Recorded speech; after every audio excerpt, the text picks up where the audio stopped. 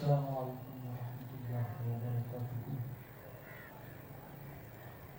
الحمد لله رب العالمين، والصلاة والسلام على سيد الأنبياء والمرسلين وعلى آله وصحبه أجمعين.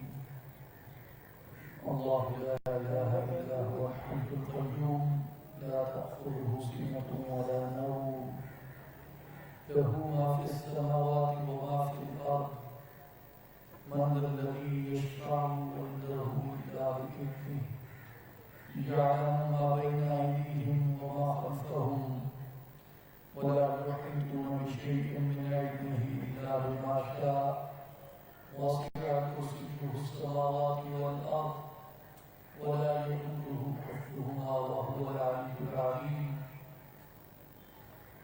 إن الله وملائكته يصلون على النبي يا أيها الذين آمنوا صلوا عليه وسلموا تسليما. اللهم صل على سيدنا ومولانا محمد وعلى آل محمد وبارك وسلم.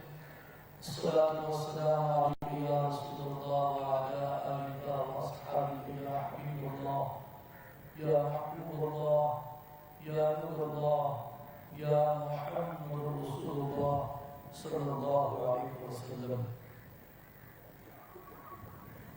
قابل احترام ساتھیوں، بزرگوں، بھائیوں، آپ تمام تشریف لانے والے معزز مہمانان گرامی کو، بھائیوں کو، بزرگوں کو، دوستوں کو، فوٹو نہیں کھڑا فوٹو اسلامی جماعت کا تنظیم ریکارڈنگ نہیں کر رہا مستقبل اسلامی جماعت کا تنظیم کی طرف سے بہت بہت خوش آمدید اور آپ کا خیر مقدم. آپ جانتے ہیں کہ اس وقت دنیا میں جہاں بھی مسلمان بستے ہیں، تین چار چیزیں ان کے ساتھ ان کے عرف عام کے طور پہ منسوب ہیں. ایک تو وہ جہاں بھی ہیں مظلوم ہیں، فلسطین ہو، کشمیر ہو، برما اراکان ہو، شام ہو، یمن ہو، جہاں بھی ہیں وہ ایک آپریشن میں ہیں. اور دوسری چیز، مسلمان جہاں بھی ہیں ان میں اضطراب بہت زیادہ ہے. اس کی ایک وجہ تو یہ ظلم ہے، اور اس کے ساتھ ساتھ مسلمانوں سے علم کا اٹھ جانا بھی اس اضطراب کی ایک وجہ ہے. اور تیسری چیز ہماری اخلاقی حالت ہے، ہمارا اخلاقی انحطاط ہے، ہمارا اخلاقیات کا زوال ہے. یہ اخلاقیات کے وہ بنیادی پیمانے جن پہ ہماری معاشرت کی اٹھان، ہماری معاشرت کی بنیاد ہے، وہ ہمارے درمیان سے مفقود ہو گئے. اور اس سبب سے ایک ایسی افراتفری نے جنم لیا جس وجہ سے ہمارے اندرونی طور پہ بھی، بیرونی طور پہ بھی، کسی بھی جگہ آپ کو، چاہے ہم اپنے ممالک میں رہ رہے ہوں یا دیگر ممالک میں رہ رہے ہوں، بطور ایک مذہبی اقلیت کے، جہاں بھی ہم ہوں، ہمارے اندر انتشار ہے، افراتفری ہے، اور کسی کو کچھ سمجھ نہیں آ رہا کہ ہماری اس سب حالت کا، ہماری اس سب کیفیت کا اختتام اور انجام کیا ہوگا. تو میرے دوستو، جہاں پہ ہماری نظر اپنے ان سیاسی حالات پہ، اس سماجی حالت پہ جاتی ہے، وہیں اس کے ساتھ ساتھ ہماری نظروں میں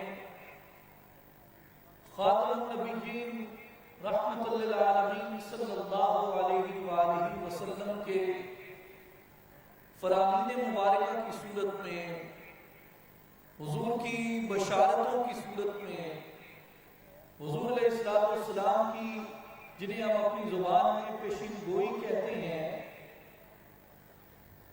اس صورت میں ایک نیا باب کھلتا ہے جو ہمیں یہ احساس دلاتا ہے کہ شاید ہم قرب قیامت کے زمانے میں آ پہنچے ہیں، اور جسے رسول اللہ صلی اللہ علیہ وآلہ وسلم نے فرمایا تھا کہ جیسے جیسے زمانہ قیامت کے قریب جائے گا، یہ علامات جو میں بیان کر رہا ہوں یہ ایک ایک کر کے کھلتی چلی جائیں گی، اور آپ نے اس کو تشبیہ دی کہ جیسے ایک دھاگے میں پرویا ہوا ہار ہوتا ہے، جیسے وہ دھاگا کٹتا ہے تو ایک کے پیچھے دوسرا، دوسرے کے پیچھے تیسرا، وہ سارے دانے اس دھاگے سے کٹ کے ایک ایک کر کے باہر آ جاتے ہیں۔ تو آپ صلی اللہ علیہ وآلہ وسلم نے فرمایا کہ قرب قیامت میں اسی طرح جو علامات میں بیان کر رہا ہوں تمہارے سامنے، تمہاری ہدایت و رہنمائی کے لیے، تمہارے علم و معرفت کے لیے، فرمایا ایک ایک کر کے اس دھاگے کے ٹوٹنے کی طرح جیسے دانے باہر آ جاتے ہیں، یہ تمام علامات ایک ایک کر کے ضرور پذیر ہو چلی جائیں گی۔ اور جو مسلمان ہے وہ اس بات پہ یقین رکھتا ہے، جیسا کہ اللہ تعالیٰ کا فرمان ہے کہ ان الساعۃ لآتیۃ لا ریب فیہا ولکن اکثر الناس لا یؤمنون۔ مسلمان قرآن کے اس حکم پہ یقین رکھتا ہے کہ جو قیامت ہے، جسے قرآن اور حدیث میں ساعہ کہا گیا ہے، وہ ضرور آنے والی ہے، وہ ٹل نہیں سکتی، وہ ٹل نہیں سکتی، وہ ضرور آنے والی ہے۔ اور قرآن کہتا ہے کہ اس میں ریب کی، شک کی، شبہ کی کوئی گنجائش باقی نہیں ہے۔ ہاں صرف وہ لوگ اس قیامت کا انکار کرتے ہیں جن کے اندر ایمان کی پختگی نہیں ہے، جس طریقے سے اس زمانے میں مشرکین کیا کرتے تھے، یا امت کے وجود میں آ جانے کے بعد جو الحاد کی مختلف صورتیں امت کے اندر وقوع پذیر ہوتی رہیں، جس طریقے سے وہ اس کا کرتے تھے، اور آج کل جنہیں آپ ایتھیسٹ کے نام سے یا ملحدین کے نام سے جانتے ہیں، وہ قیامت کا انکار کرتے ہیں۔ تو قرآن مجید ان کے اس گمراہ عقیدے کو رد کرتے ہوئے کہتا ہے کہ ان الساعۃ لآتیۃ لا ریب فیہا، جو قیامت ہے اس نے آنا ہی آنا ہے، اس میں شک و شبہ نہیں کیا جا سکتا۔ اور اس سے پہلے ایک طویل زندگی آپ کو اس دنیا کی، اس کائنات کی نظر آتی ہے، جس میں ہمارے ہاں علمی روایت میں جو دینی علمی روایت تھی اس میں صرف زمانہ یہ شمار کیا جاتا تھا رسول اللہ صلی اللہ علیہ وآلہ وسلم سے لے کے سیدنا آدم علیہ السلام کو بشر تک۔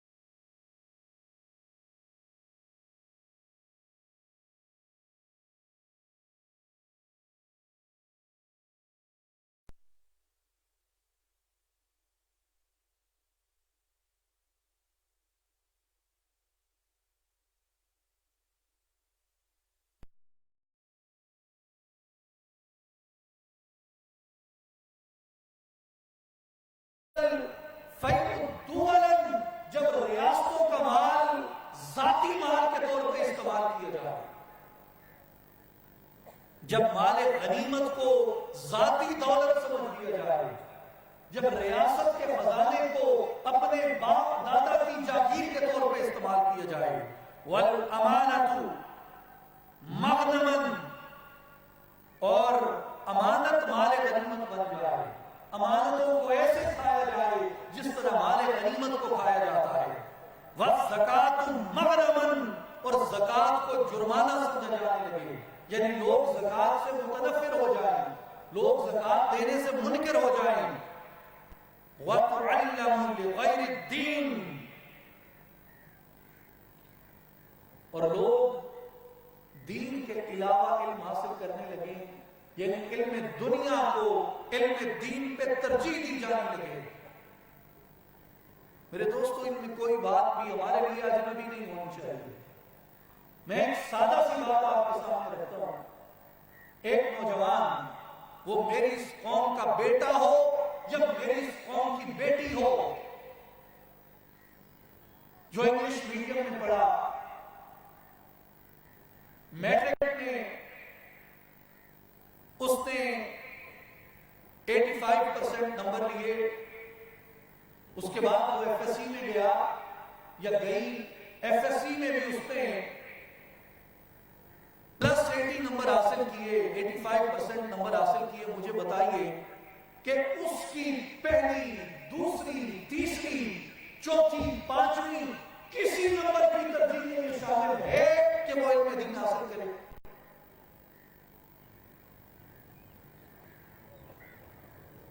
اس کی کسی معمولی ترجیح کے اندر بھی یہ شامل نہیں ہے کہ وہ علم دین کی طرف راغب ہو، وہ دینی علم حاصل کرے۔ کیوں؟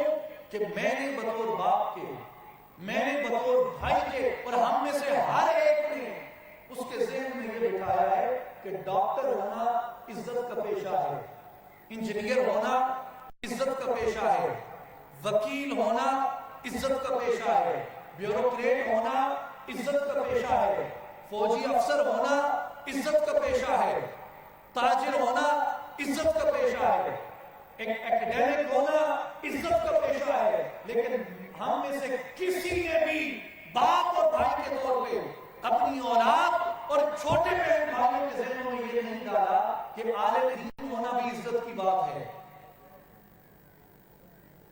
جس کا کلمہ پڑھتے ہیں، جس سے اپنی ماں باپ سے، بیوی بچوں سے، بہن بھائیوں سے، مال تجارت سے، بڑے مکانوں سے، حتیٰ کہ اپنی جان سے بھی بڑھ کے محبت کرتے ہیں، جس کا کلمہ پڑھتے ہیں، اس کے دین کا علم سیکھنا نہ ہماری زندگی کی کسی ترجیح میں ہے اور نہ ہمارے نزدیک کے ذریعے عزت کا۔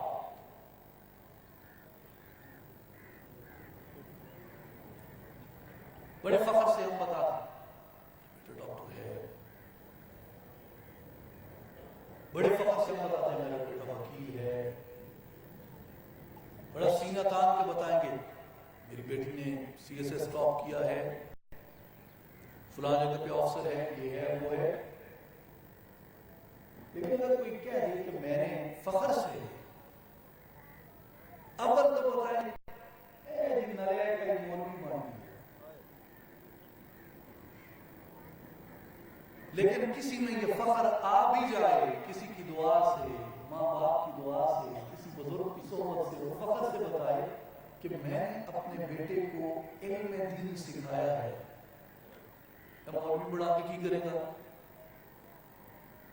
اسے اگلا سوال یہی کیا جاتا ہے۔ ہمارے معاشرے کے ذہین ترین لوگ علماء دین ہوتے تھے، ذہین ترین لوگ علماء دین ہوتے تھے، لیکن ہم سب نے مل کے، اس سے بری و ذمہ کوئی ایک شخص نہیں ہے، ہم سب اس کے ذمہ دار ہیں کہ جسے رسول اللہ صلی اللہ علیہ وسلم نے فرمایا وَتُعَلَّمُ لِغَيْرِ الدِّينِ، جو دین کے بغیر علم ہوگا وہ حاصل کیا جائے گا، اسے ذریعہ عزت سمجھا جائے گا۔ یہ علامات قیامت میں سے وَأَطَاعَ الرَّجُلُ امْرَأَتَهُ وَعَقَّ أُمَّهُ۔ یہ بھی ہم میں سے اکثریت کی عادت یہی ہے کہ آپ نے فرمایا کہ شوہر اپنی بیوی کا مطیع ہوگا لیکن اپنی ماں کا نافرمان ہوگا، بیوی کا مطیع ہوگا لیکن ماں کا نافرمان ہوگا۔ وَأَدْنَا صَدِيقَهُ صَدِيقُهُ وَأَقْصَى أَبَاهُ،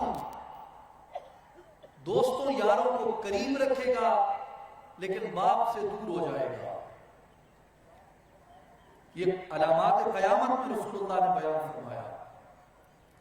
وَظَهَرَتِ الْأَصْوَاتُ فِي الْمَسَاجِدِ، مساجد میں جھگڑے ہونے لگیں گے، یعنی آوازیں بلند ہونے لگیں گی مساجد میں۔ وَظَهَرَتِ الْأَصْوَاتُ فِي الْمَسَاجِدِ، آوازیں بلند ہونے لگیں گی، یعنی مساجد میں جھگڑے ہونے لگیں گے۔ جیسے آپ دیکھتے ہیں کہ فرقہ پرستی کی بنیاد پہ لوگ ایک مساجد پہ قبضے کرتے ہیں، حالانکہ اگر اس سے پہلے کوئی بیٹھا ہے تو علم دین ہی پھیلا رہا ہے، رسول اللہ کی محبت ہی پھیلا رہا ہے، لیکن اس لیے کہ یہ میرے فرقے کی ہو جائے، بندوقیں تان کے اور ریاستی مشینری کو ساتھ استعمال کر کے مساجد پہ قبضے کریں گے۔ وَظَهَرَتِ الْأَصْوَاتُ فِي الْمَسَاجِدِ، مساجد میں جھگڑے ہونے لگیں گے۔ وَصَادَ الْقَبِيلَةَ فَاسِقُهُمْ، قبیلوں کی سرداریاں فاسقوں کے ہاتھ میں آ جائیں گی۔ وَكَانَ الزَّعِيمُ الْقَوْمِ أَرْذَلَهُمْ، ذلیل ترین لوگ، کمینی فطرتوں کے لوگ اپنی قوموں کے راہبر بن جائیں گے۔ وَأُكْرِمَ الرَّجُلُ مَخَافَةَ شَرِّهِ، اور آدمی کے شر کے خوف سے اس کی عزت کی جائے گی۔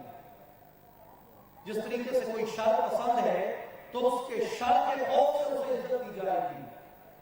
جیسے کسی کے پاس 5-10 کن ٹوٹے بدماش پستولے لگائے ہوئے آ جائیں تو وہ سارے محلے کو آگے لگا لیتے ہیں، اور محلے والے بھی ڈرتے ہیں، ہر بات کہنے سے ڈرتے ہیں۔ اور انتخابات میں تو یہ عمل عام ہوتا ہے کہ کسی بستی میں، شہر میں اگر 500 شرفا ہوتے ہیں، عام معاشرت میں نے کوہستان سے لے کے کراچی تک کی حالت دیکھی ہے، پورے ملک میں جاتے ہیں، ہر جگہ یہی منظر ہے۔ نہ صرف یہاں پہ، مہذب ڈیموکریسیز کے اندر بھی یہی حالت ہے، سیولائزڈ ڈیموکریسیز کے اندر بھی یہی حالت ہے کہ 40 معززین رہتے ہیں، ان کو کوئی جا کے نہیں پوچھتا۔ ایک کن ٹوٹا شور شرابہ فتنہ فساد کرنے والا ہو، کینڈیڈیٹ کی پہلی ترجیح وہ ہوتا ہے کہ ایک ہی میں میرے نال رل بنی۔ یہ کیا ہے؟ وَأُكْرِمَ الرَّجُلُ مَخَافَةَ شَرِّهِ، میرے نبی صلی اللہ علیہ وآلہ وسلم نے فرمایا کہ لوگ شر پسند کے شر کے خوف سے اس کی عزت کیا کریں گے۔ وَظَهَرَتِ الْقَيْنَاتُ وَالْمَعَازِفُ، گانا بجانے والی فاحشہ لڑکیاں اور گانا بجانے کے آلات عام ہو جائیں گے۔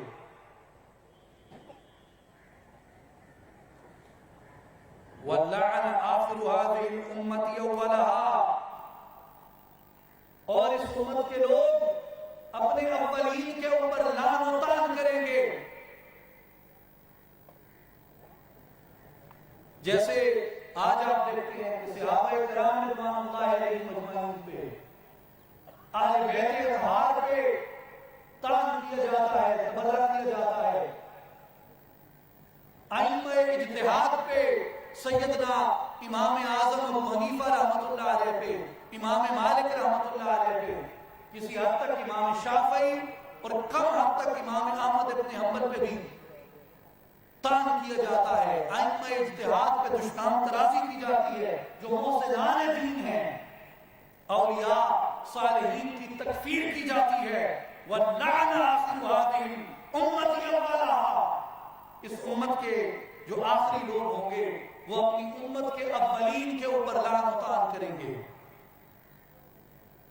آپ نے فرمایا کہ جب یہ تم دیکھو تو پھر قیامت کے لیے تیار ہو جاؤ، پھر سرخ آندیاں چلیں گی، پھر زلزلے آئیں گے، پھر زمین دھنسنے لگے گی، پھر چہرے بدلنے لگیں گے، پتھروں کی بارشیں ہوں گی، اور جو دوسری نشانیاں میں نے بیان فرمائی ان کا ظہور ہوگا۔ امام طبرانی نے اپنی دونوں میں، کبیر میں بھی اور اوسط میں بھی،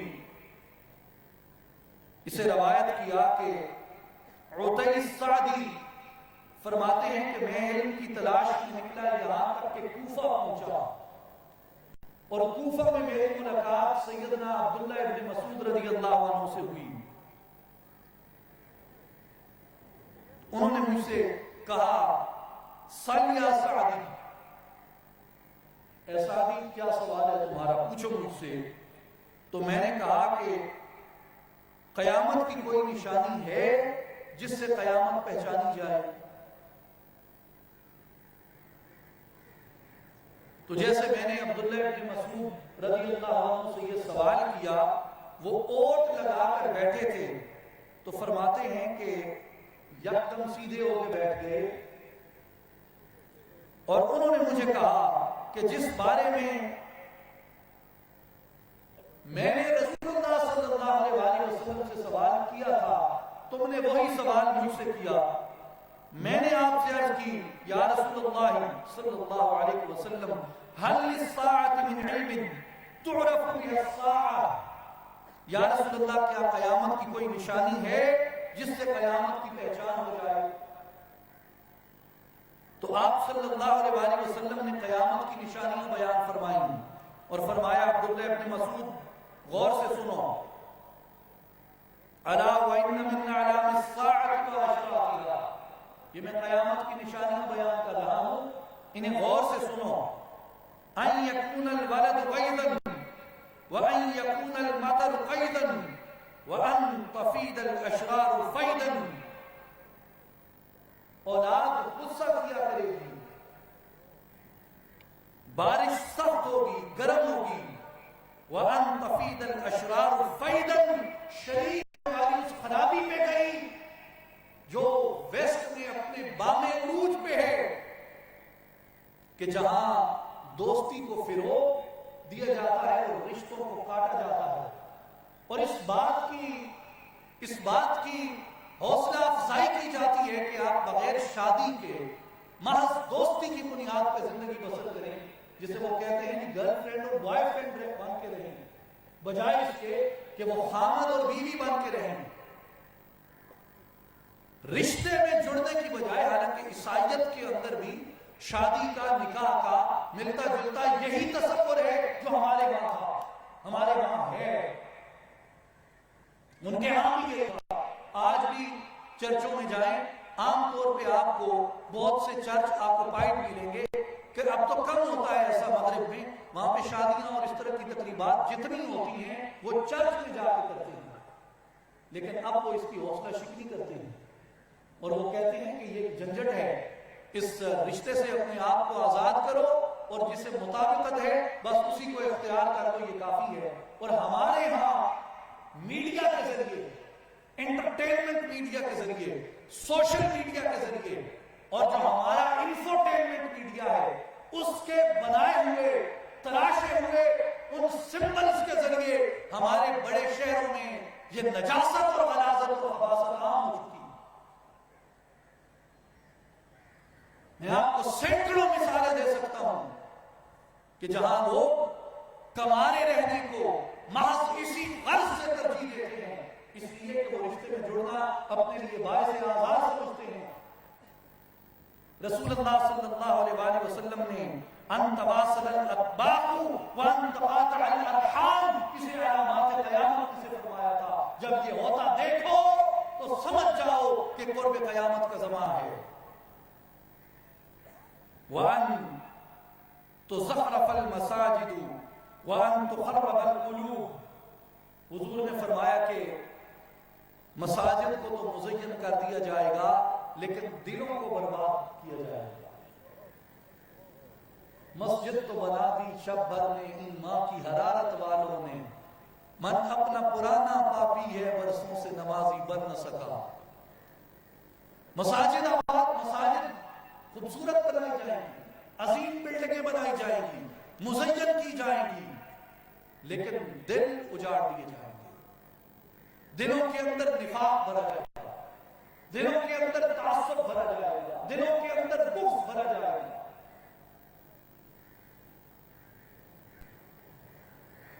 تردید تعظیم کی تعلیم ہوگی، تردید تکریم کی تعلیم ہوگی، دل اجاڑ دیے جائیں گے۔ یہ علامات قیامت میں سے ہے۔ اور پھر ابن مسعود رضی اللہ عنہ بیان فرماتے ہیں یکون المؤمن فی القبیلۃ اذل من النقد، جو ایماندار ہوگا اس کی اپنے قبیلے میں حیثیت یہ ہوگی جیسے ٹوٹے ہوئے سینگ کی ہوتی ہے۔ ایماندار کی قدر ختم ہو جائے گی،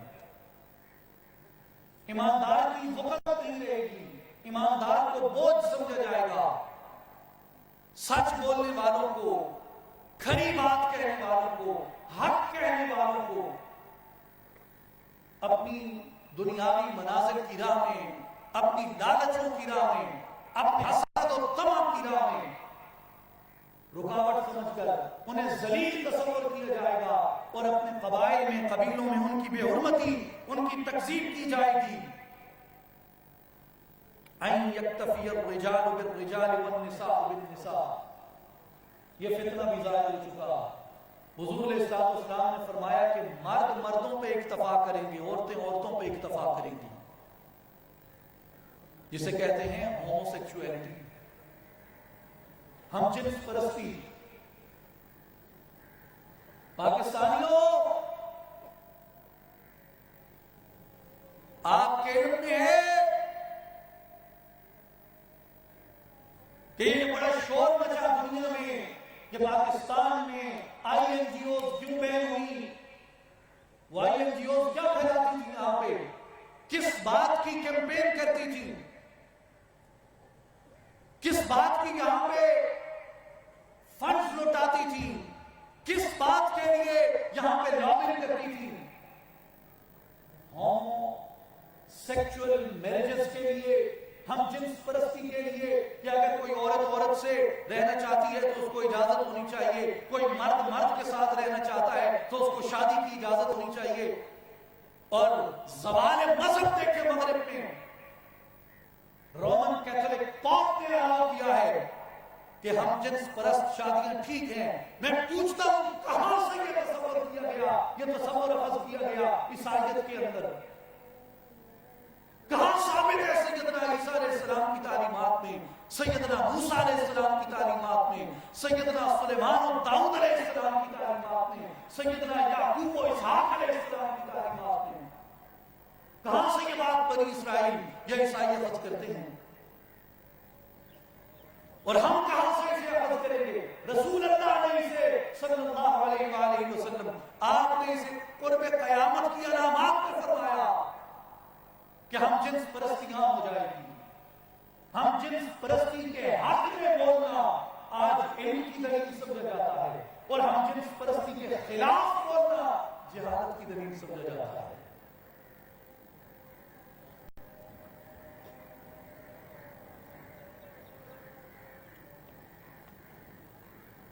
آج اگر کوئی ہم جنس پرستی کی تائید کرے تو سمجھا جاتا ہے کہ پڑھا لکھا آدمی ہے، ماڈرن آدمی ہے، بڑا سیولائزڈ ہے، بڑی اچھی گفتگو کرتا ہے، قانون کو جانتا ہے، عالمی حالات کو جانتا ہے، بھائی اس نے بڑی اچھی اعتدال کی بات ہے۔ اعتدال کی تشریح یہ ہو گئی ہے،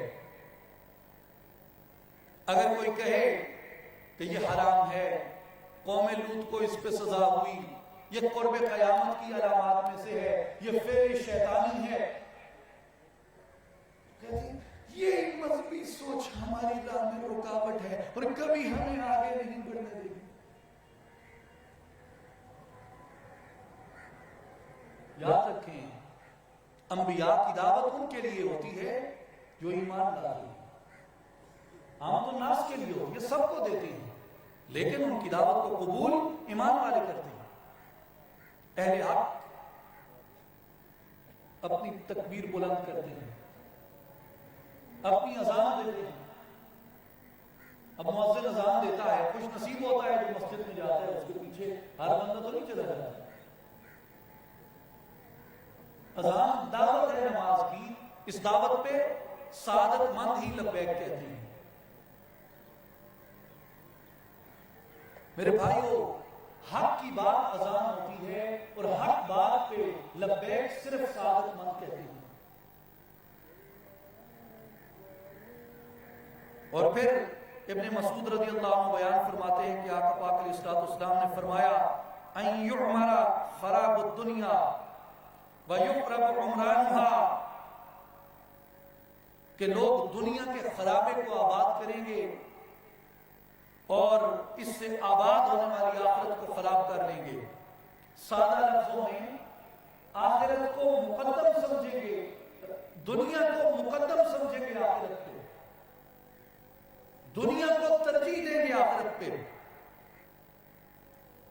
ان تظہر المعازف، آلات لاؤ عام ہوں گے، ٹک ٹاک، وَتُشْرَبَ الْخُمُورُ، شراب عام کی جائے گی۔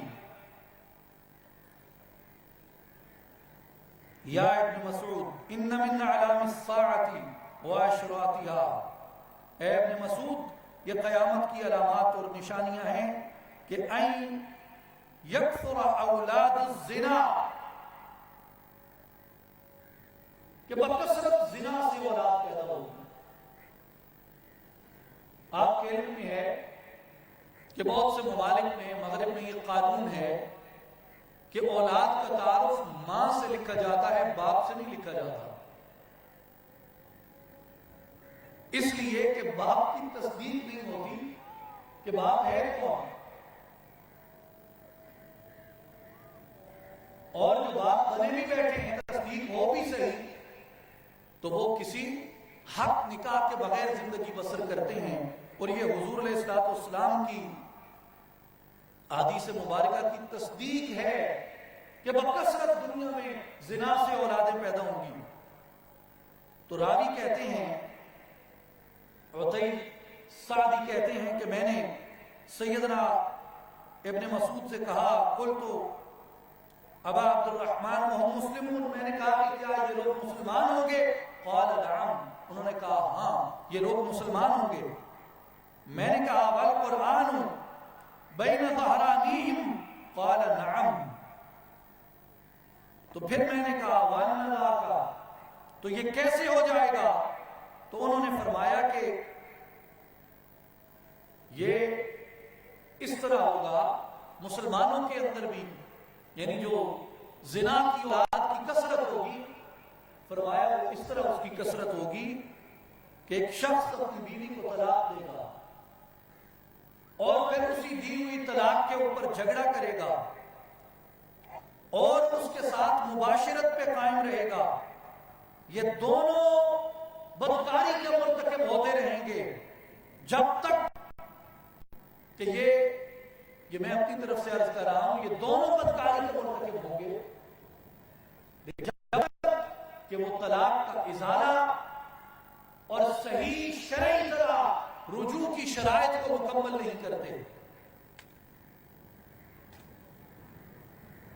اور مستند احمد میں عبداللہ ابن مسعود رضی اللہ عنہ کی روایت ہے، فرماتے ہیں کہ حضور علیہ السلام نے فرمایا کہ قیامت کی نشانیوں میں یہ نشانی ہے، ان یسلم الرجل علی الرجل لا یسلم علیہ الا للمعرفہ، کہ لوگ ایک دوسرے کو سلام حکم شرعی سمجھ کے یا سنت مصطفیٰ سمجھ کے یا پیغام دین سمجھ کے یا پیغام فطرت سمجھ کے نہیں کیا کریں گے، بلکہ محض شناخت کی بنیاد پر سلام کیا جائے گا۔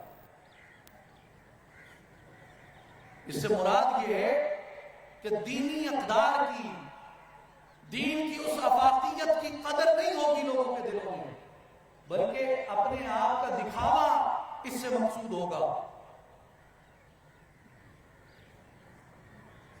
امام بخاری الادب المفرد میں ایک اور حدیث روایت فرماتے ہیں کہ بین یدی الساعۃ تسلیم الخاصہ، کہ قیامت کے علامات میں یہ بھی ہے کہ لوگ صرف خاص لوگوں کو سلام کیے کریں گے، جن سے طمع ہوگا، لالچ ہوگا خوشامد کے لیے، محض ان کا سلام رہ جائے گا، آمد الناس کا سلام، ان پہ سلامتی بھیجنا ختم ہو جائے گا۔ وَفُشُّ وَالْقَلَمْ، قلم شہرت پا لیں گے۔ یہ جو کہہ رہے تھے نا ہم شروع میں کہ علم تو عام ہو گیا ہے کہ لائبریریاں اب کتب خانوں سے، گھروں سے، اونٹوں کے ان کجاووں سے اتر کے موبائل فون کے اندر آ گئی ہیں، تو یہ بھی میری سرکار علیہ السلام نے فرمایا کہ قلم شہرت پا لیں گے۔ ہر بندہ آج بھکاری بنا بیٹھا ہے، ہر بندہ آج دانشور بنا بیٹھا ہے۔ وَظُهُورُ شہادت بالزور، جھوٹی شہادتیں، جھوٹی گواہیاں ظاہر ہوں گی۔ وَكِتْمَانُ شہادت الحق، حق کی گواہیوں کو چھپا دیا جائے گا۔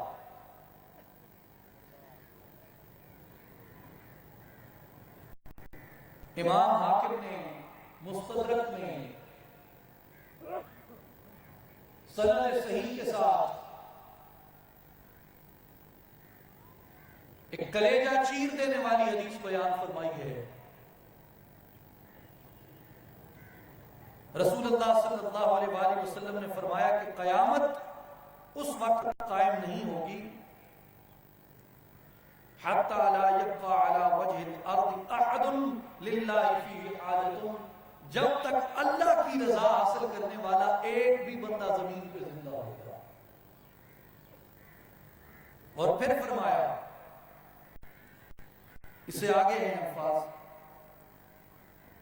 وَحَتَّى تُوجَدُ الْمَرْأَةُ نَهَارًا جِهَارًا تُنْكَحُ وَسْطَ الطَّرِيقِ، ایک عورت دن دہاڑے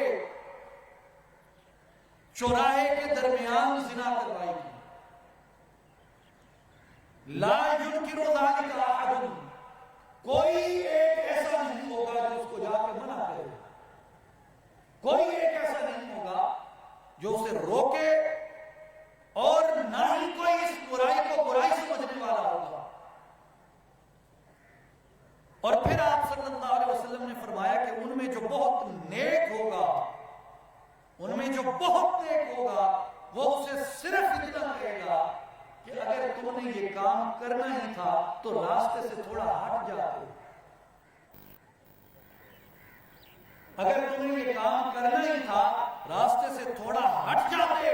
امام حاکم کے الفاظ ہیں، ابو ہریرہ رضی اللہ عنہ کی روایت میں، فَذَاكَ فِيهِمْ مِثْلُ أَبِي بَكْرٍ وَعُمَرَ فِيكُمْ، حضور نے فرمایا وہ شخص جو چوراہے کے درمیان زنا بدکاری کروانے والی عورت کو آ کے کہے گا کہ تمہیں یہ کام یہاں سے ذرا ہٹ کے کرنا چاہیے تھا، فرمایا ان لوگوں میں وہ اتنا نیک شمار کیا جائے گا جیسے میری مجلس میں ابو بکر و عمر کو نیک شمار کیا جائے گا۔ استغفر اللہ العظیم، اللہ اکبر۔ میرے دوستو، میں اس وقت کو یوں دیکھتا ہوں کہ یہاں کہا جاتا ہے کہ اگر کوئی کسی سے جنسی تعلق رکھتا ہے تو اس کی مرضی ہے، میرا جسم میری مرضی، میں اسے چوراہے میں لے جاؤں، میں سڑک پہ لے جاؤں، میں کسی پلازے کی چھت پہ لے جاؤں، میں کسی مکان کے اندر ہوں یا باہر ہوں، کون مجھ پہ سوال کر سکتا ہے؟ میرے نبی نے فرمایا صلی اللہ علیہ وآلہ وسلم کے اس برائی کو برائی سمجھنے والا نیک سمجھا جائے گا، اور جو ماں جا کے اتنا کہہ دے گا کہ چوراہے سے ہٹ کے یہ بدکاری کر لیتے، فرمایا وہ اس عمر میں ابو بکر و عمر کی طرح، اس قوم میں ابو بکر و عمر کی طرح ہوگا۔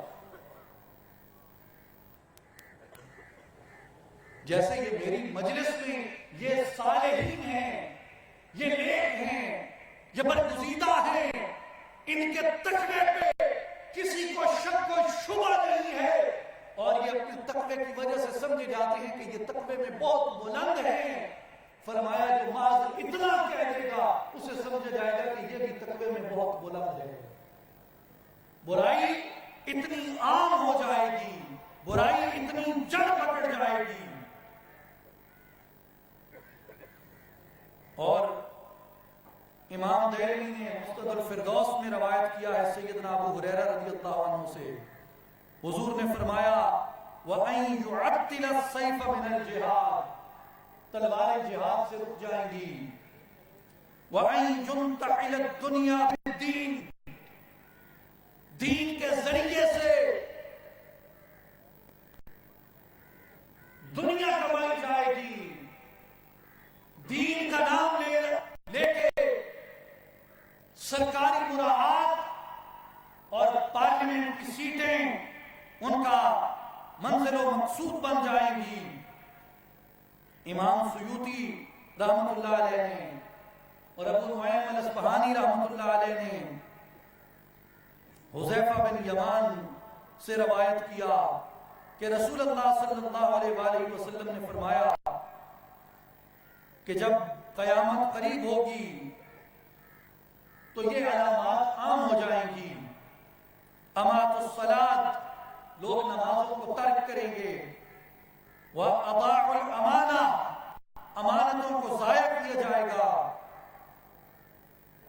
وَأَكَلُ الرِّبَا، سود عام ہو جائے گا، خون بہانے کو حقیر سمجھیں گے اور دین کو دنیا کے بدلے بیچیں گے، وَيَكُونُ الْحُكْمُ ضَعْفًا، حکمران کمزور ہو جائیں گے، وَظَهَرَ الْجَوْرُ، زیادتی عام ہو جائے گی، وَكَثْرَ الطَّلَاقِ، طلاق کی کثرت ہوگی، وَقَادَ الْكِرَامُ غَيْدًا، عزت و تکریم والے لوگ کم ہو جائیں گے، وَخُرِّبَتِ الْقُلُوبِ، دلوں کو اجاڑ دیا جائے گا، وَعُطِّلَتِ الْحُدُودِ، حدود کو معطل کر دیا جائے گا، وَشُرِبَتِ الْخُمُورُ فِي الطُّرُقِ، راستوں میں عام شراب پی جائے گی، ظلم کو فخر بنایا جائے گا۔ اب مجھے معلوم نہیں کہ یہ مجھے کہنا چاہیے یا نہیں، لیکن میرا خیال ہے کہ حدیث بیان کرتے ہوئے کوئی کانٹیمپٹ نہیں لگے گی۔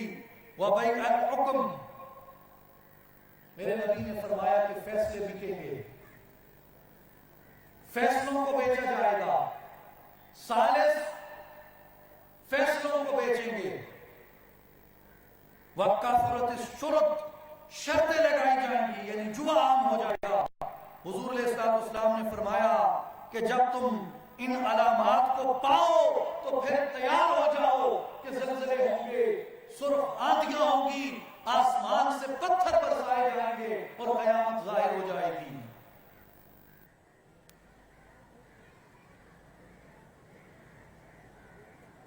امیر المؤمنین علی بن ابی طالب رضی اللہ تعالی عنہ، آپ نے روایت فرمایا ہے جسے امام بیہقی نے، امام بخاری نے روایت کیا کہ رسول اللہ صلی اللہ علیہ وآلہ وسلم نے فرمایا یوشکو ان یأتی علی الناس زمان، ایک ایسا زمانہ وہ آ جائے گا لا یبقى من الاسلام الا اسمہ ولا يبقى من القرآن الا رسمه، حضور نے فرمایا کہ اسلام کا نام رہ جائے گا، اسلام تمہیں کہیں نظر نہیں آئے گا، اور قرآن کا خط رہ جائے گا مگر تمہیں قرآن پہ عمل کرنے والے نظر نہیں آئیں گے۔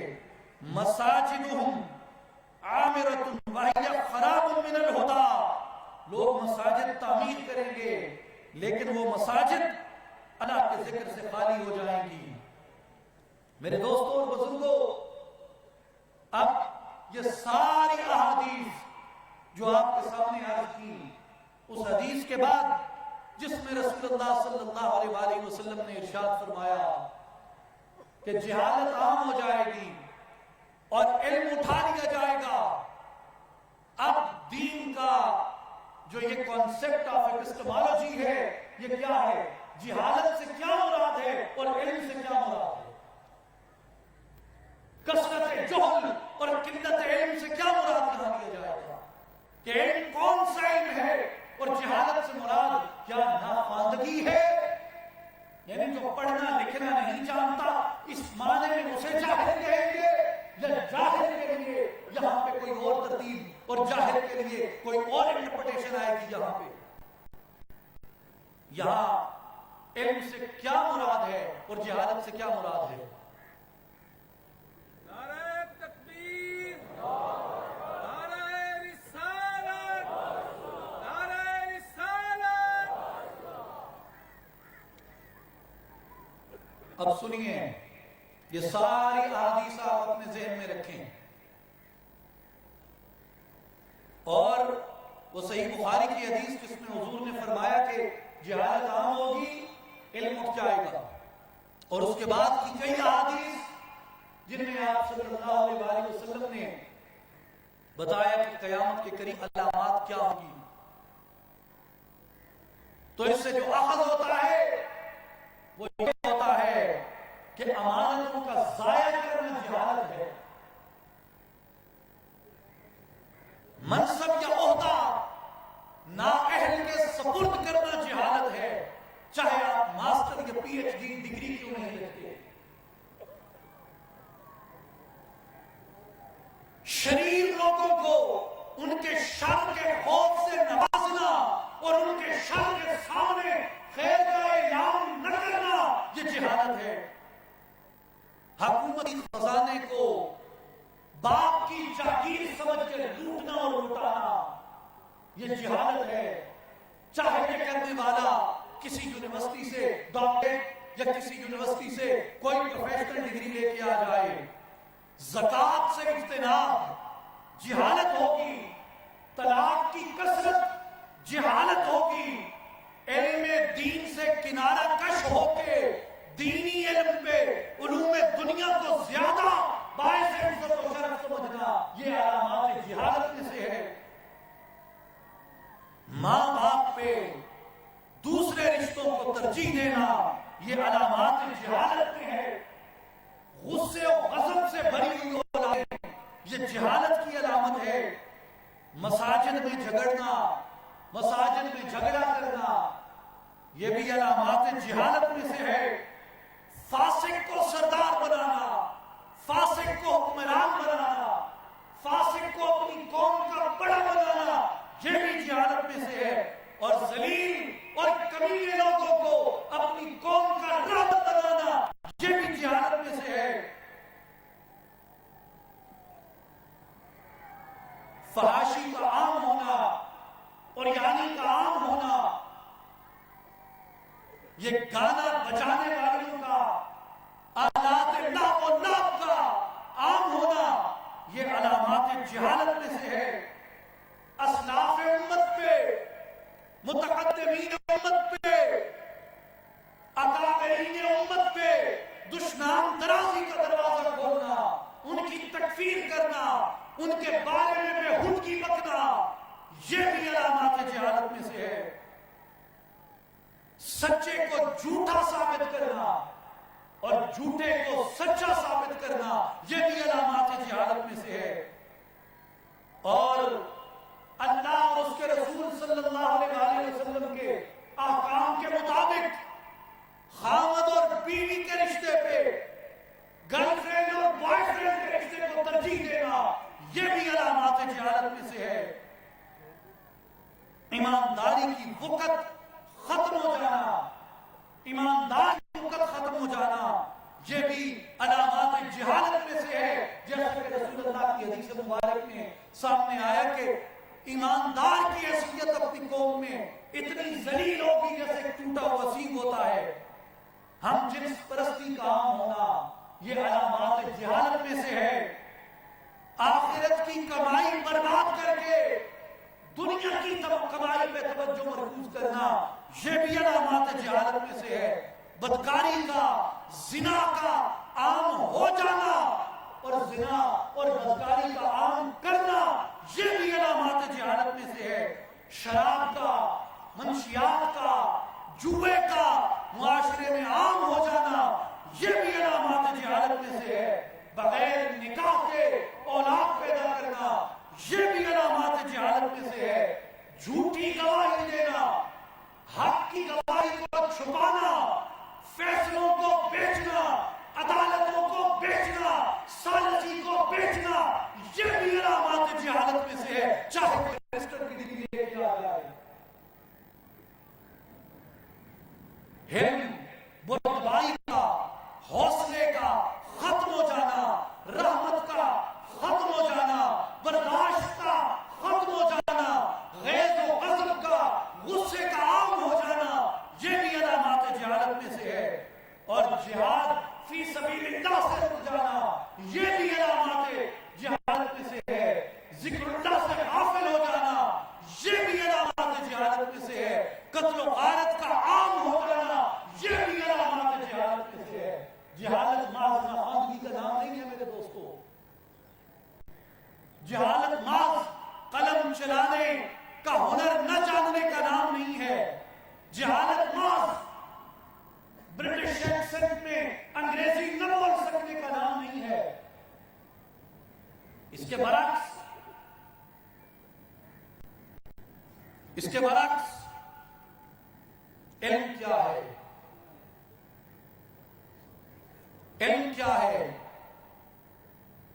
علم ڈگری کی دو لگوا لینے کا نام نہیں ہے۔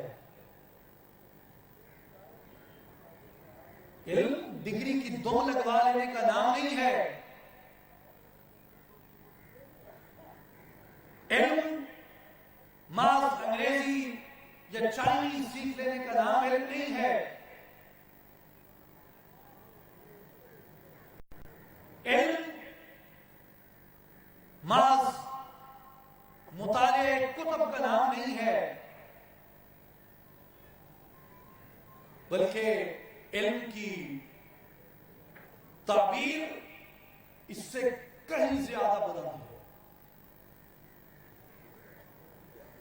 اس سے کہیں زیادہ بلند ہے۔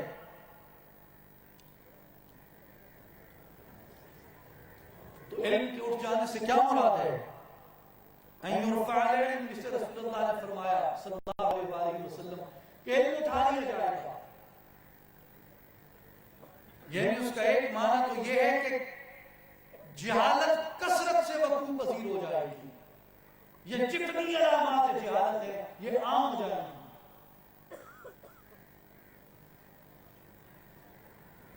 یعنی جہالت علم کا متضاد ہے، نور آتا ہے تو تاریکی ختم ہو جاتی ہے، اور تاریکی آتی ہے تو اس کا مطلب ہے کہ روشنی ختم ہو گئی۔ جب جہالت یہاں پہنچ جائے تو پھر علم کا خاتمہ سمجھا جاتا ہے۔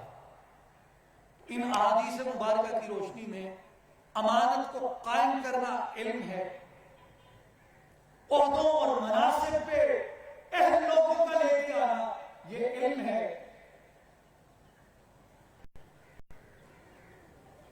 قبیلے کی سرداری ہو، قوم کی سرداری ہو، اس کے اوپر غیر فاسق کو لے کے آنا، غیر ظالم کو لے کے آنا، یعنی عادل کو لے کے آنا، راست گو کو لے کے آنا، صادق کو لے کے آنا، امین کو لے کے آنا، یہ علم ہے۔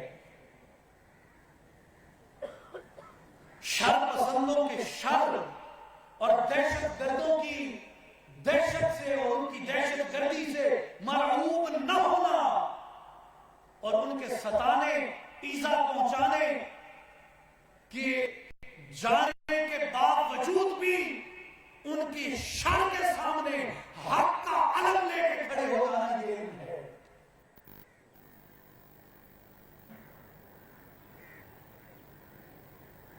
اور دنیا پہ آخرت کو مقدم جاننا، دنیا پہ آخرت کو مقدم جاننا، برباد ہونے والی دنیا کے لیے جینے کی بجائے آباد ہونے والی آخرت کے لیے زندہ رہنا، اس کے لیے موت طلب کرنا یہ علم ہے۔ زنا کی بجائے نکاح کو عام کرنا، زنا میں آسانیاں پیدا کرنے کی بجائے نکاح میں آسانیاں پیدا کرنا یہ علم ہے۔ اسلاف اور اکابرین امت کے بارے میں حسن ظن رکھنا یہ علم ہے۔ ان پہ دشنام ترازی سے باز آ جانا علم ہے، ان کی تکفیر سے باز آ جانا یہ علم ہے، ان پہ طعن و تبرہ سے رک جانا یہ علم ہے، جھوٹی گواہی نہ دینا جھوٹی گواہی کی حوصلہ شکنی کرنا یہ علم ہے، اور سچ کو اور سچے گواہ کی حوصلہ افزائی کرنا یہ علم ہے۔ سچ نہ چھپانا یہ علم ہے، سچ کو ظاہر کرنا علم ہے، عدالتوں کو نہ بیچنا، سازشوں کو نہ بیچنا حدیث پاک کی روح سے، یہ علم ہے۔ اپنے اندر حلم پیدا کرنا، بردباری پیدا کرنا، برداشت پیدا کرنا یہ علم ہے۔ اخلاق کو، آداب کو حاصل کرنا یہ علم ہے۔ حسن معاشرت قائم کرنا، حسن معاشرت قائم کرنے کی سعی کرنا یہ علم ہے۔ قتل و غارت سے رک جانا، معاشرے میں امن کو، اخوت کو قائم کرنا یہ علم ہے۔ اللہ کے ذکر کی کثرت کرنا یہ علم ہے، اور علم دنیا پہ علم دین کو فوقیت دینا یہ علم ہے۔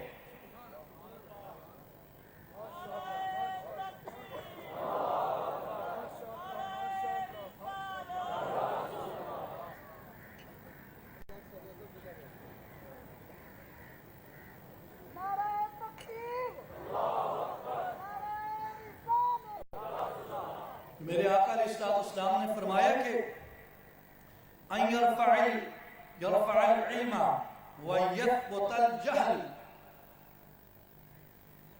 علم اٹھا لیا جائے گا اور جہالت عام ہو جائے گی۔ تو علم صرف اپنی اسمارٹ فون میں کوئی کتابوں کی ایپلیکیشن ڈاؤن لوڈ کر کے ایک اپنی ای لائبریری بنا لینے کا نام علم نہیں ہے۔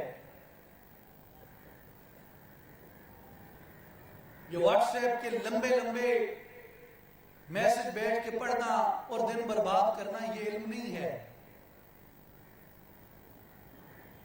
رٹے لگا کے پرچے پاس کر لینا یہ علم نہیں ہے۔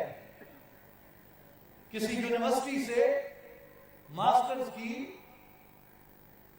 ایم فل کی، پی ایچ ڈی کی ڈگری لے لینا یہ علم نہیں ہے۔ بیرسٹریٹ لا کا اعزاز حاصل کر لینا یہ علم نہیں ہے۔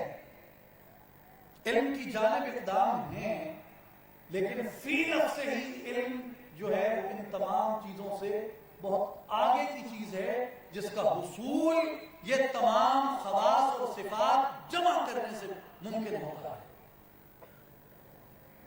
اور یہ صفات ہیں ان لوگوں کی، یاد رکھیں میرا اس بات پہ قوی یقین ہے کہ فقط جو پڑھنا لکھنا جانتا ہو اس کی بنیاد پہ قوم کے لٹریٹ ہونے یا انلٹریٹ ہونے کا فیصلہ نہیں کیا جا سکتا۔ میں آپ کو سینکڑوں مثالیں اکابرین امت میں سے ان کی ایسی دے سکتا ہوں جن کے شیوخ امی تھے۔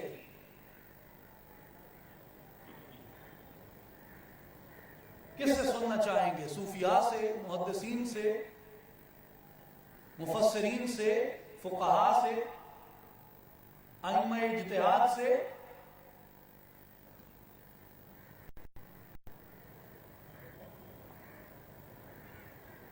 امام شافعی رحمۃ اللہ علیہ، ان کے جو شیخ تھے امی تھے، جن سے وہ اپنے روحانی مسائل اور جن مسائل میں الجھ جاتے ان سے جا کے رہنمائی لیتے۔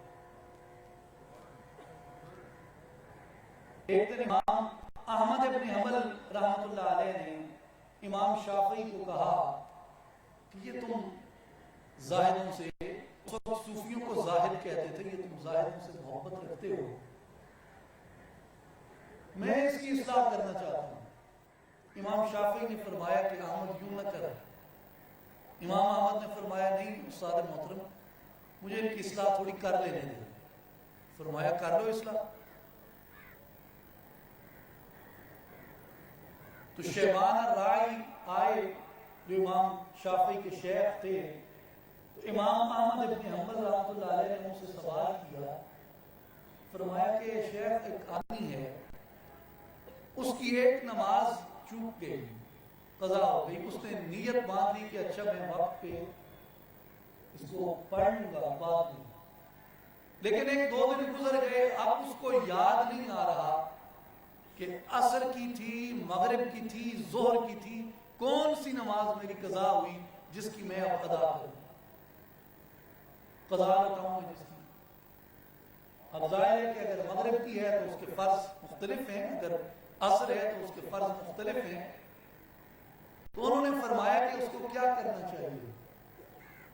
اب بظاہر وہ امید تھے جنہیں ہم ان پڑھ کہتے ہیں، لیکن شیبان الرائی رحمۃ اللہ علیہ نے اس کا جواب دیا، انہوں نے فرمایا اچھا اس نے اپنے محبوب سے، اپنے معبود سے غفلت برتی ہے، اس نے ایک نماز چھوڑ دی ہے، احمد اس کو ایسی تعزیر دو، ایسی سزا دو اس کو کہ اس کے بعد اپنے معبود کو بھولنے کی جرت نہ کرے۔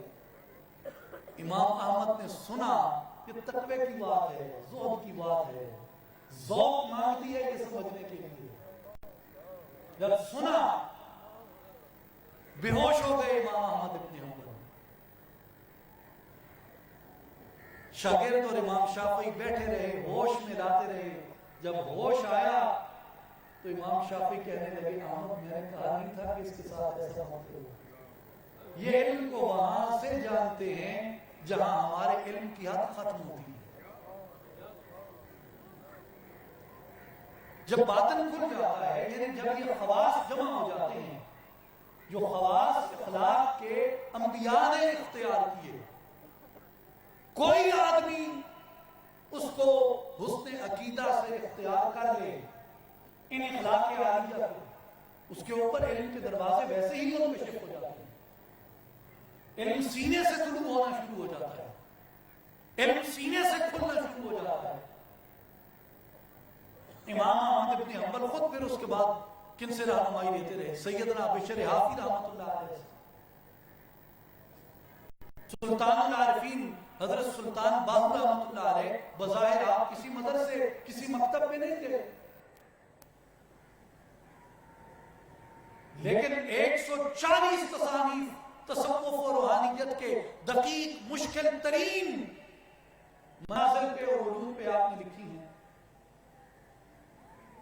تو علم کا تعلق ماذ پڑھنے سے، رٹا لگانے سے نہیں ہے۔ علم ایک نور ہے جو بندے کے وجود کے اندر تقویٰ سے، محبت سے، زہد سے، خوف الہی سے، محبت الہی سے، محبت مصطفیٰ سے، اطاعت مصطفیٰ سے پختہ ہوتا ہے۔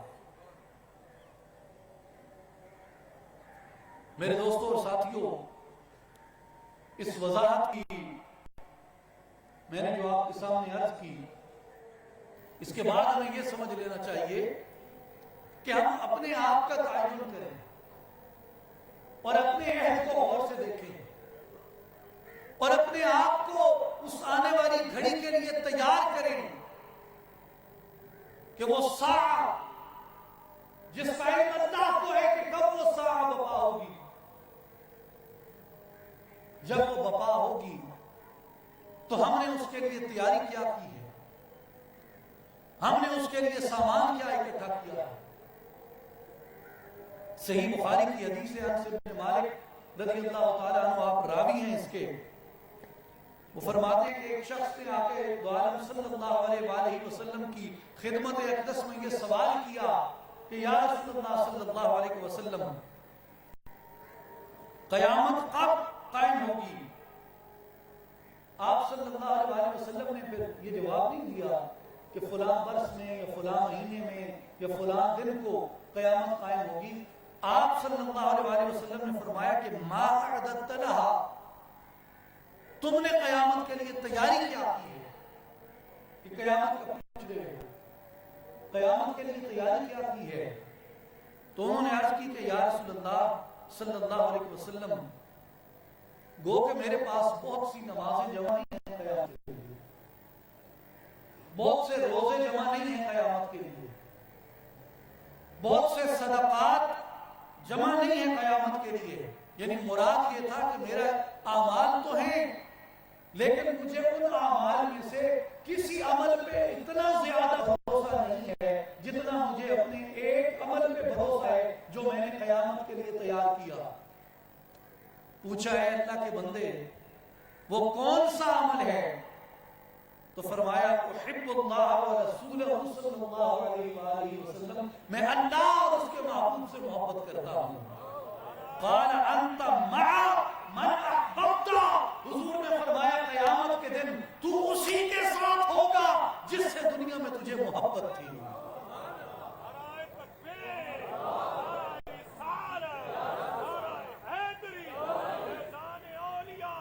فرمایا کہ تجھے اسی کے ساتھ رکھا جائے گا، اسی کے ساتھ تجھے اٹھایا جائے گا جس سے دنیا میں تو محبت کرتا تھا۔ اور امام احمد ابن حنبل رحمۃ اللہ علیہ نے اس حدیث کے الفاظ میں اضافہ فرمایا ہے، قال انس فما رأيت المسلمین فرحوا بشيء بعد الاسلام اشد ما فرحوا يومئذ۔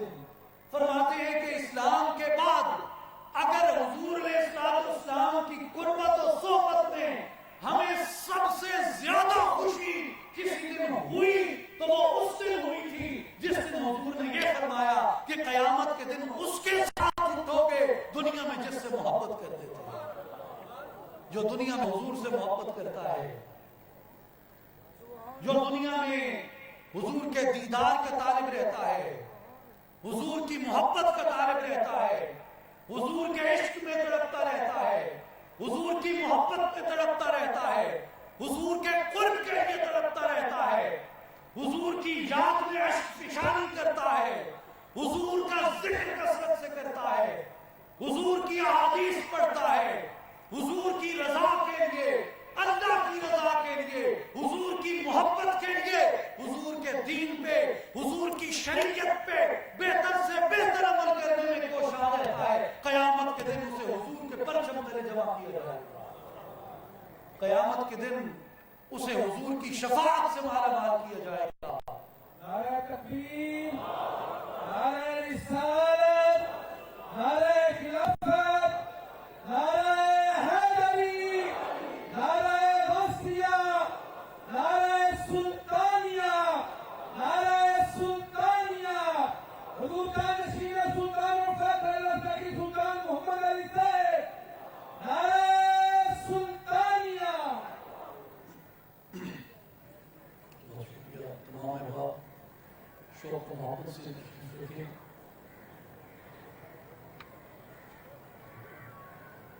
مرشد ماں، قائد ماں، سرپرست اعلیٰ اسلامی جماعت بانی تنظیم العارفین حضرت سلطان محمد علی صاحب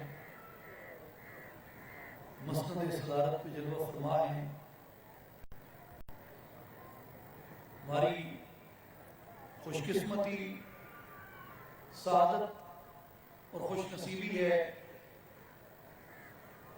کہ آپ کی موجودگی کے فیضان اور برکات سے ہم مستفید ہو رہے ہیں۔ صالحین کی، اہل اللہ کی مجلس میں، قربت میں، صحبت میں ان کے روبرو بیٹھنا یہ باعث شرف بھی ہے، باعث افتخار بھی ہے اور باعث برکت بھی ہے اور باعث اجر و ثواب ہے کہ ہم سب یہاں پہ ایک دوسرے کے لیے جمع نہیں ہوئے، ہم رضائے حق کی تلاش میں جمع ہوتے ہیں، ہم محبت حق کی تلاش میں جمع ہوتے ہیں، اور یہی مقبول ہے اور یہی وہ عمل ہے جو ہمارے اس سعی کو مقبول بناتا ہے۔ اگر مقصد تلاش رضائے حق نہ ہو، مقصد تلاش حب نبی نہ ہو تو ایسی محافل میں آنا اور جانا مقبول نہیں ہوتا۔ یہ اسی صورت میں مقبول ہوتا ہے کہ آنا اور جانا تلاش رضائے حق کے لیے اور تلاش حب نبی کے لیے صلی اللہ علیہ وآلہ وسلم، اس کے لیے اور ہم اسی لیے آتے ہیں، مل بیٹھتے ہیں۔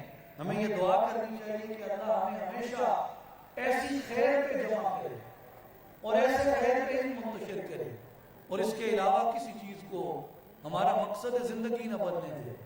کامیاب وہی ہوتا ہے جو رضائے حق میں جیتا ہے، تلاش رضائے حق میں جیتا ہے، اور جو حب مصطفیٰ میں زندہ رہتا ہے۔ میرے دوستو، آخرت کا سامان یہی ہے، آخرت کی تیاری یہی ہے۔ وہ ساعت جس کا اللہ نے قرآن میں وعدہ کیا کہ جس کے آنے میں شک و شبہ نہیں ہے، جس کا رسول اللہ صلی اللہ علیہ وسلم نے اتنی کثرت سے جس کی علامات بیان فرمائی ہیں، اس بارے میں سوچنا، اس کی تیاری کرنا، اور جیسے کوئی مسافر راہ چلنے لگتا ہے وہ سب سے پہلے دیکھتا ہے کہ میرے پاس زاد راہ ہے، اگر ہے تو وہ چلتا ہے، اگر نہیں ہے تو زاد راہ پورا کرتا ہے۔ آپ گاڑی پہ کہیں بھی نکلتے ہیں تو پہلے فیول ٹینک دیکھتے ہیں کہ گاڑی میں تیل ہے، پہیوں میں ہوا ہے، اس کے ریڈیٹر میں پانی ٹھیک ہے، باقی ساری چیزیں گاڑی کی ٹھیک ہیں۔ اس کے بعد وہ گاڑی سفر پہ روانہ ہوتی ہے۔ جہاز کو اڑان بھرنے سے پہلے پوری انسپیکشن کی جاتی ہے کہ کیا یہ اڑان بھرنے کے قابل ہے، اگر قابل ہے تو اسے رن وے پہ اڑنے کے لیے چھوڑا جاتا ہے۔ میرے دوستو، کوئی بھی سفر ہے، اس سفر کی تیاری کی جاتی ہے۔ آخرت ایک سفر ہے، وہ ساعت ایک سفر ہے، وہ قیامت کی گھڑی ایک سفر ہے جس کی آپ نے اور میں نے تیاری کرنی ہے، اور وہ خوش نصیب ہیں جو اس کی تیاری کر کے جاتے ہیں۔ اور حضور علیہ السلام کی محبت اعمال صالحہ کے ساتھ، یعنی اعمال ترک کر کے حب مصطفیٰ کا دعویٰ نہیں کیا جا سکتا۔